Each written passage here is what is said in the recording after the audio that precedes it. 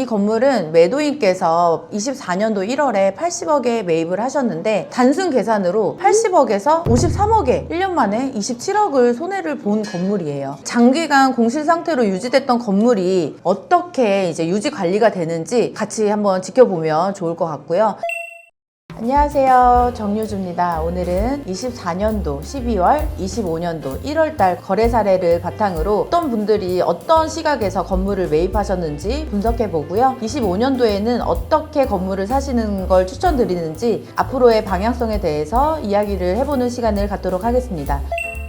24년도에도 제가 실거래를 말씀드렸는데 25년도에도 여전히 수익형 건물들이 인기가 많았고요. 5가지 사례들 중에 한 가지는 조금 마음이 아픈 건물 사례가 하나 있는데 아무래도 저렴하게 매입을 했다 보니 안정적으로 수익을 가져가실 수 있는 건물이라서 한번 준비해 봤습니다. 25년도 건물을 매입하시는 분들은 관심 있게 봐주셨으면 감사하겠습니다. 첫 번째 건물은 서울시 마포구 대흥동 432에 위치해 있는 건물입니다. 대지 면적 109평, 연면적 371평, 2006년도에 준공된 건물로 지하 1층에서 지상 6층까지 7개층으로 이루어진 건물이고요. 외관 보시면 아시겠지만 학원 임차가 완벽하게 들어와 있는 건물이었습니다. 지도상으로 보시면 아시겠지만 이 건물은 대흥역에서도 가까운 거리에 위치해 있고요. 아파트도 많고요. 학교도 많습니다. 그래서 배우 세대가 많은 입지라고 보시면 돼요. 본 건물도 학원이 임차가 되어 있잖아요. 주변으로도 학원 임차 구성이 가능한 지역이고요. 매가도 62억이기는 하지만 평당가가 5천만 원대예요. 그래서 수익률이 3% 중반대로 안정적으로 유지 관리하실 수 있는 건물이라서 빠르게 매각이 되지 않았나 싶습니다. 이사님, 근데 서울에 여기 말고도 학원가가 좀 많잖아요. 네. 그런 데랑 좀 비교하면 어때요? 학원가라고 말씀드릴 수 있는 큰 상권이 강서에 하나, 강남에 하나, 그 다음에 강북에 하나가 있어요. 강서에는 목동이죠. 강남에 대치동, 그 다음에 강북으로는 중계역 쪽으로 학원가가 형성이 되어 있는데 이런 쪽으로 건물을 보신다라고 하시면 안정적으로 임대 수익을 가져가실 수 있는 상권이라고 보시면 돼요. 특히 대치동이라고 하면 안정적인 학원 상권으로 말씀드릴 수 있고, 강남이 보통 오피스 상권이잖아요. 주 5일 상권이 많은데 여기는 주 7일 상권이에요. 그래서 조금 더 강남 중에서도 좋은 상권이다라고 말씀을 드릴 수 있습니다. 일반적으로 강남의 기준 수익률이 3%가 안 돼요. 한 2.8% 정도 되는데 대치동은 3% 이상으로도 건물을 찾을 수 있어서 강남의 안정적인 수익률, 그 다음에 집가 상승까지 보시는 분들은 대치동 관심 있게 봐주시면 좋을 것 같습니다. 저희가 얼마 전에 대치동 건물 하나 발굴을 해서 수익 계산해보니까 3%가 넘더라고요. 근데 대치동이라는 그 블럭이, 학원가라는 그 블럭이 좀 한정적이에요. 엄청 작거든요. 그래서 물건이 안 나온다라는 단점이 있습니다. 하지만 찾아드려야겠죠? 관심 있게만 봐주시면 찾는 건 저희가 찾아드리겠습니다.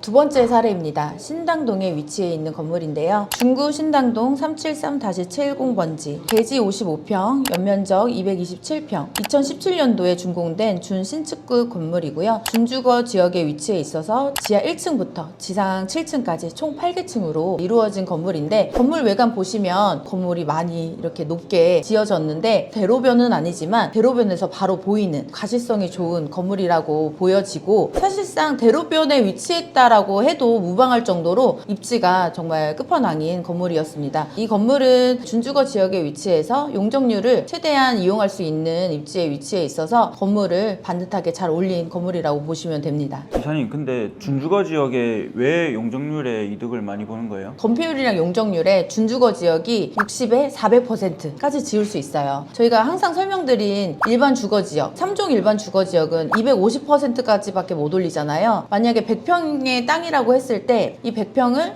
250평까지만 올릴 수 있는데 준주거 지역은 400%이기 때문에 400평까지 올릴 수 있는 거죠. 그래서 땅의 가치가 훨씬 높기 때문에 아무래도 일반 주거 지역이랑 비교했을 때는 준주거 지역이 평당가가 높게 형성이 됩니다. 신축할 때도 마찬가지지만 나중에 임대를 구성할 때도 연면적이 훨씬 넓기 때문에 임대 공간이 많잖아요. 그러면 수익률이 높아지겠죠? 약수역을 이용하는 신당동 상권은 강남으로도 접근성이 좋고요. 강북 북북으로도 접근성이 좋아서 사옥으로 찾으시는 분들도 많고요. 동대문이 가깝기 때문에 의류 관련된 사업 하시는 분들도 많고요. 약수역 대로변 보시면 아시겠지만 병의원이 많아요. 병의원이 많다라는 건 주변에 배우 세대가 풍부하다라는 거거든요. 아파트도 많고 유동인구도 많고 3호선과 6호선이 지나가는 더블 역세권이기 때문에 많은 분들이 찾는 주요 입지라고 보시면 됩니다. 세 번째는 서교동에 위치한 건물입니다. 마포구 서교동 396-40번지, 대지 면적 29평, 연면적 58평, 2010년도에 지어진 건물이고요. 지하는 없고 지상 4개층으로 이루어진 건물입니다. 이 건물은 24년도 11월 29일에 매각이 됐고요. 거래 금액은 29억 5천만 원입니다. 대략 평당 한 1억 정도로 매각이 된 건물이에요. 그러니까 어떻게 보면 평당가가 1억으로 좀 높게 판단이 되실 수는 있는데요. 제가 얼마 전에 정간다 서교동 편으로 한번 촬영을 했는데 이 건물이 위치한 입지가 젠틀몬스터 사옥 바로 앞에 있거든요. 엘리베이터는 없는데 4층까지 임차가 완벽하게 구성된 건물이었고 수익률도 3% 이상이었는데 32억에 진행을 했는데 최종적으로 금액 내고를 29억 5천에 하셔서 계약이 완료된 건물입니다. 평당가만 보면 싸게 매입한 느낌은 들지는 않지만 전체 매매가가 30억이 안 되는 합리적인 금액대로 잘 샀다라고 판단이 되고요. 엘리베이터가 없는 게 조금 아쉽기는 하지만 신축이나 리모델링을 하시기보다는 지금 임차 구성대로 그냥 가져가시는 걸 추천드립니다. 제가 세 번째까지 말씀드린 건 현재 시장 상황인 것 같아요. 안정적인 건물을 매입을 하시는 사례가 많다라는 걸 조금 한 번 더 보여드리려고 이런 사례들을 준비를 해봤고요. 아무래도 이번 연도에는 이렇게 안정적인 임차 구성이 가능한 건물들이 많이 팔리지 않을까 생각이 드는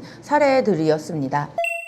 네 번째는 방배동에 위치한 건물입니다. 방배동 809-1번지, 대지 면적 78평, 연면적 192평, 1996년도에 준공된 건물이고요. 지하 1층부터 지상 5층까지 2종 일반 주거지역에 위치해 있어서 건물 입지 보시면 북도로 코너에 위치해 있잖아요. 일조권 사선 제한을 덜 받기 때문에 많이 선호하시는 입지이고요. 신축을 하는 것보다는 리모델링을 추천드렸던 건물입니다. 이사님 근데 이거 건물 보니까 좀 낡은 것 같은데 왜 신축보다 리모델링 추천하시는 거예요? 건폐율이랑 용적률을 이제 다 찾아먹은 건물이에요. 그래서 신축까지는 필요 없고요. 엘리베이터 넣고 전체 내외관 리모델링을 하는 게 비용 절감에 훨씬 유리하기 때문에 리모델링으로 추천을 드렸습니다. 여기가 함지박 사거리거든요. 주변에 이제 재건축이 많이 완공이 되면서 주거 개선도 많이 되고 있고 강남이 너무 비싸고 그래도 강남 접근성이 좋은 입지를 찾으시는 분들이 꽤 많았었고 사옥으로 쓰시려는 분들이 많이 찾던 지역이었어요. 방배동이라는 입지에 평당 7천만 원에 밸류업이 가능한 이런 조건들이 완벽하게 됐기 때문에 거래가 완료가 된 사례라고 생각이 들고요. 이렇게 명도가 되는 물건이 많지 않아요. 그래서 매입을 정말 잘한 사례라고 생각이 듭니다. 마지막 건물 말씀드리겠습니다. 좀 안타까운 사연이라 설명을 드려야 되나 말아야 되나 조금 고민이 됐지만 말씀드리면 좋을 것 같아서 가져와 봤고요. 건물은 서대문구 창천동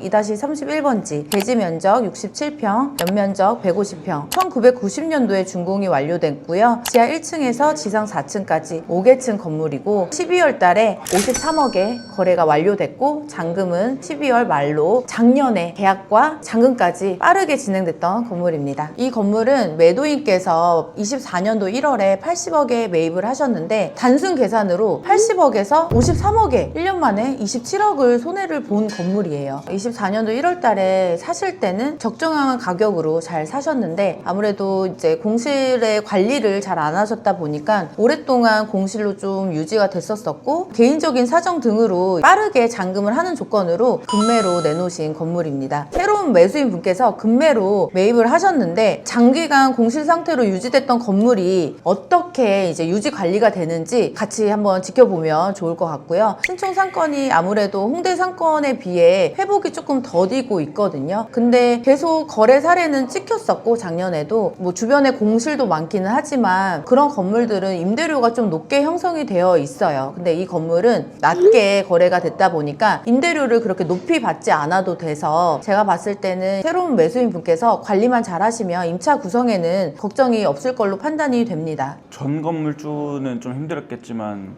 사실 사신 분 입장에선 싸게 사가지고 그래도 좀 임차 맞추시기는 편하긴 하겠네요. 맞아요. 이제 경쟁력이 있다라고 생각이 드는데 사실 신촌 상권이 아직 시간이 좀 걸린다라고 생각을 하시는 분들이 많긴 하지만 그래도 공실이 없는 건물들도 있거든요. 그런 건물들을 조금 벤치마킹해서 건물 관리 잘 하시고 공실 리스크 관리 잘 하시면 좋은 건물로 탈바꿈 될 건물이라고 판단되는 입지입니다. 제가 12월 달, 25년도 1월 달 거래사를 조금 봤는데 작년과 똑같이 크게 바뀌지 않았죠. 좀 리스크에 대한 불안감이 아직 있으시고요. 정치적인 이슈도 좀 있기는 하지만 이런 것들은 한 2월, 3월이면 조금 안정적으로 될 것 같은데 많은 분들이 요새 코인이나 미국으로 이제 자금이 많이 빠져나가서 부동산 시장이 조금 침체이기는 한데요. 어느 정도 수익을 보면 안정적인 부동산 시장으로 또 흘러 들어오게 되거든요. 그때 되면 또 부동산에 매수세가 몰리면서 가격이 올라가는 시점이 분명히 옵니다. 아마 그게 이번 연도 하반기 때가 되지 않을까 생각이 되는데 그래도 꾸준하게 급매는 나오고 있거든요. 그런 건물들을 뭐 급하게 보실 필요는 없고 차분하게 검토해 보시면서 빌딩 시장도 관심 있게 봐주셨으면 좋겠습니다. 오늘 준비한 영상은 여기까지고요. 다음에 더 좋은 영상으로 찾아오겠습니다. 안녕.